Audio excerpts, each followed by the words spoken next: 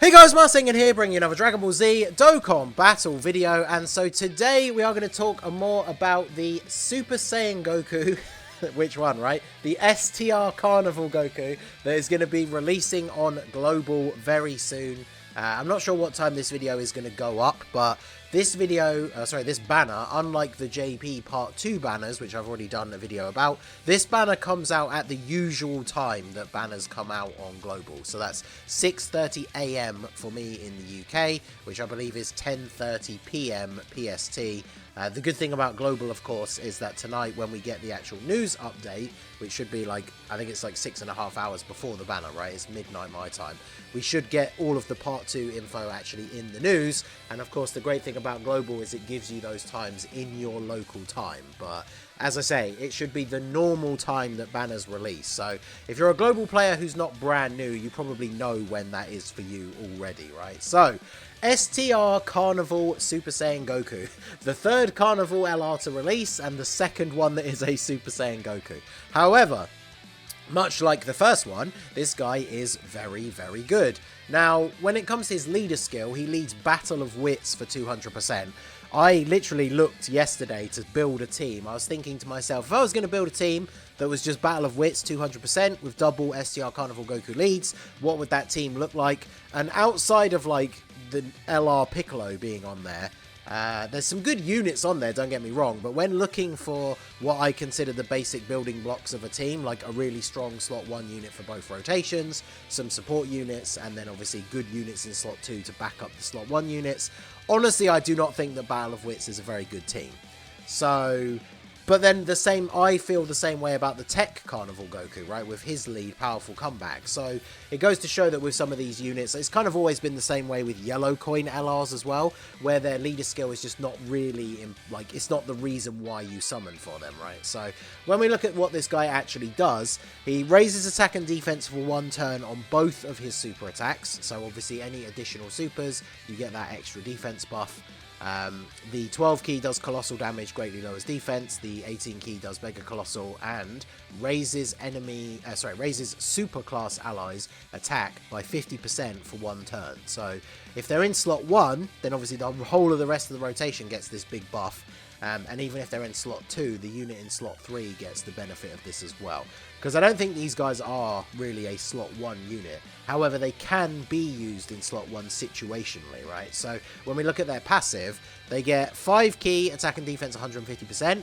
Then they give superclass allies 2 key and 50% defense. So straight away, you can see, like, any of the teams that you run this guy on, you can run him as a floating support unit. And 2 key and 50% defense is very, very good, right? Support. And then he reduces damage received by 30%. He gets an additional attack and defense 15% with each attack received, up to 75%. Then 2 extra keys starting from the turn in which he receives the 5th attack. And then you get a permanent scouter effect once you have received 10 attacks, although it's from the next turn onwards.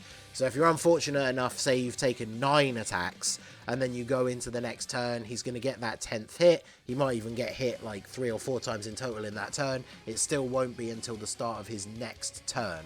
Then you get the scouter effect. So that can be a little bit annoying, right? Because in some of these fights, you're not going to get it until very close to the end. However, in some of these harder fights, like the end is when you really want the scouter effect, right? Because the last phases are where the boss is potentially going to one-shot some of the units on your team. Then you also get an extra 50% attack and get a guaranteed additional super when activating the active skill or when key is 24. So if you get to 24 key, you're getting a guaranteed additional super, which, as we've already said, raises his defense again. And then, of course, you have the hidden potential system ability to kick in, and you could get a 3rd super attack as well.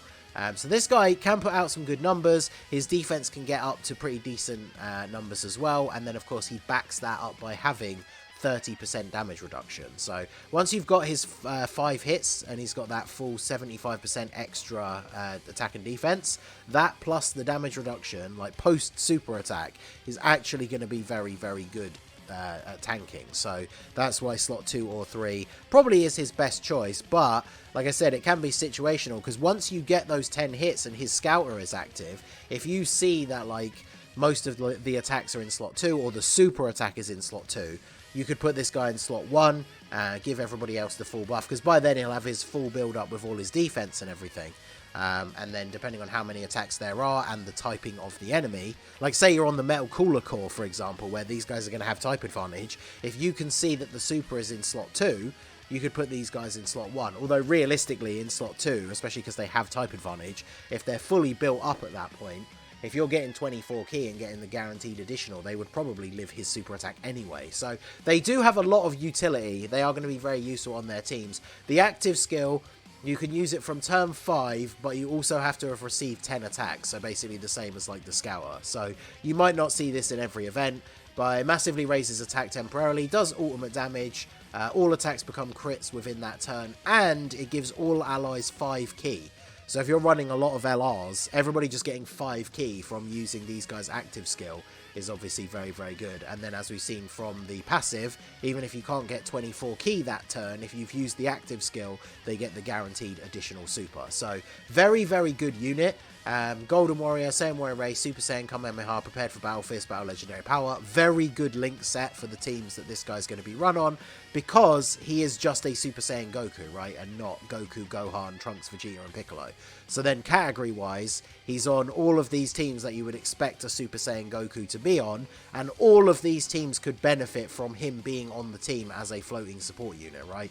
Teams like Super Saiyans has always needed better support units. Same with Kamehameha, realistically, as well.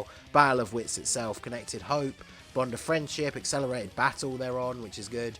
Bond of Parent and Child and Warriors Raised on Earth. All of these teams can do with another really good support unit that has decent defense backed up by damage reduction. So this unit definitely very, very good. Also remember, the unit is a Super Saiyan Goku, so if you do pull them, they have a farmable super attack. There's a couple of events where you can farm Super Saiyan Gokus, or you can just buy the AGL one from the barbershop for 100 green gems.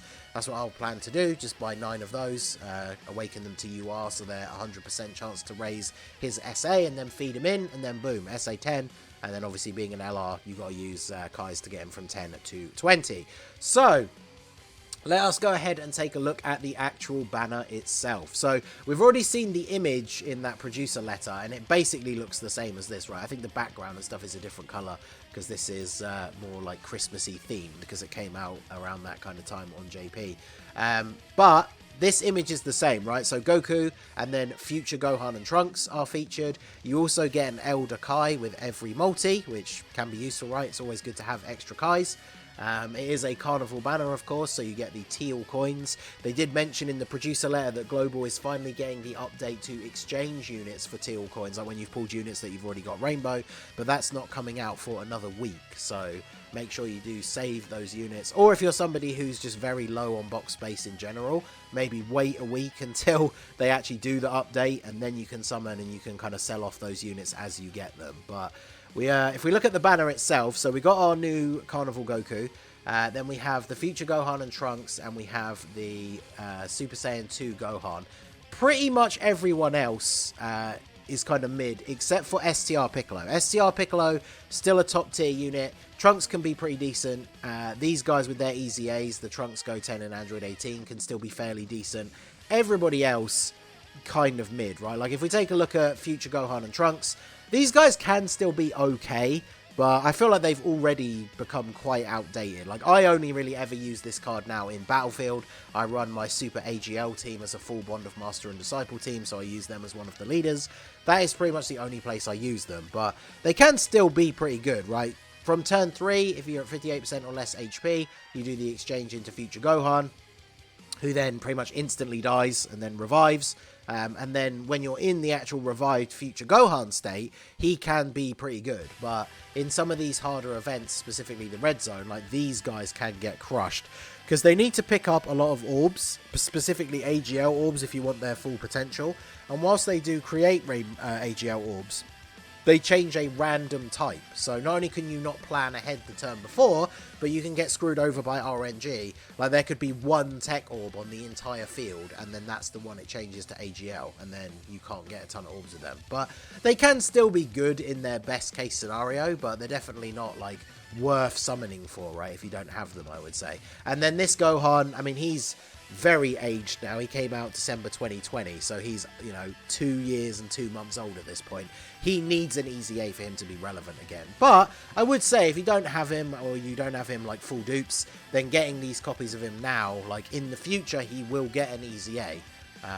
Hopefully it'll be a good one, right? Yellow coin LR's easy A's have been a bit hit or miss over the years, but I would hope that he could be very, very good. Like, he's got a good skeleton, right, to be a very good unit once he gets a good easy A. Because Movie Heroes is a team that keeps getting buffs, and he needs a Movie Hero ally whose name includes Goku, which obviously includes all the units like the God Goku and Vegeta. So this guy, once he gets an easy A to make him relevant in the current meta again, it's not like he has a shortage of teams and partners that he will be good on, but it's just looking at the banner in terms of value right now, he obviously doesn't have his easy A right now. So if, you know, imagine getting like your guaranteed LR animation and you pull this guy, like, he could be good in the future, but he's not very good now. And then, of course, we mentioned STR Piccolo. This guy's still incredibly good. Very good defensively. Supports super class allies. He's at his best on a full Movie Heroes rotation, but obviously you don't have to use him in that scenario. Very, very good. Obviously one of the best partners for rotation with the LR Piccolo, who, as I already said, is on. These guys are on the Battle of Wits team.